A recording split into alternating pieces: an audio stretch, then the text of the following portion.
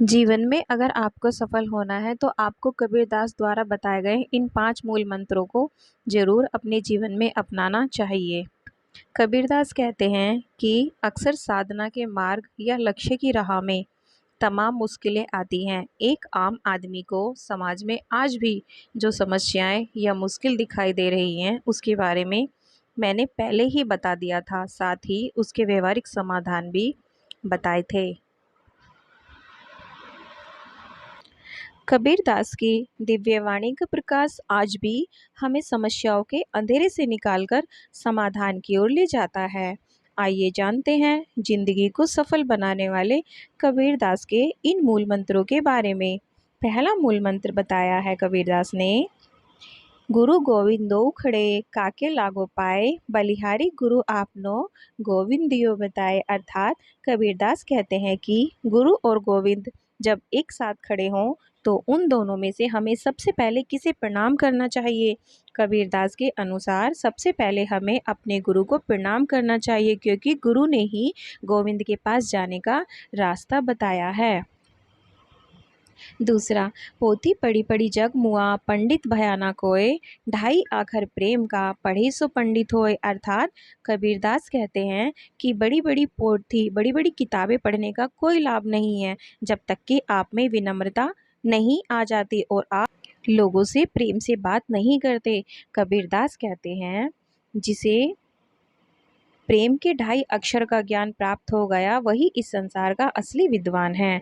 तीसरा, माला फेरत जुग भया, फिरा न मन का फेर, कर का मन का डार दे, मन का फेर। अर्थात कर्म कांड के बारे में कबीरदास जी कहते हैं कि लंबे समय तक हाथ में मोती की माला फेरने से कुछ लाभ नहीं होने वाला।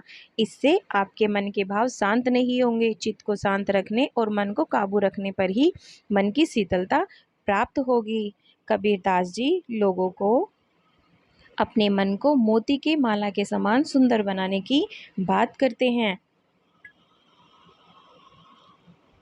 4, जाति न पूछो साधु की, पूछ लीजो ज्ञान, मोल करो तलवार का, पड़ा रहने दो म्यान। अर्थात कबीरदास जी हमेशा जात पात का विरोध करते हैं। उनका कहना है कि आप किसी से ज्ञान प्राप्त कर रहे हो तो उसकी जाति के बारे में ध्यान ना दो, क्योंकि उसका कोई महत्व नहीं होता। बिल्कुल वैसे ही जैसे तलवार का महत्व उसे ढकने वाले म्यान से ज़्यादा होता है।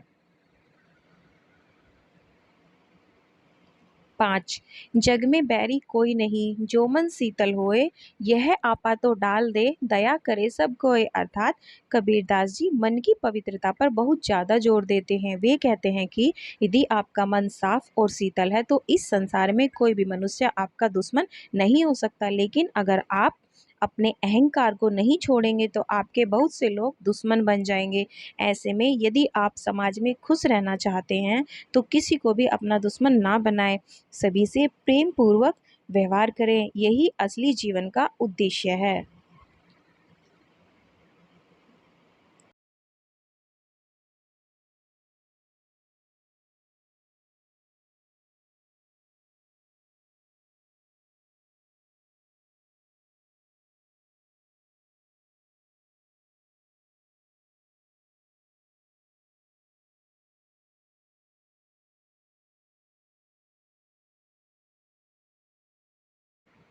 थोड़ा सा समय निकालकर अगर इन बातों पर विचार करके देखें तो शायद हम अपने जीवन में कुछ परिवर्तन ला सकते हैं।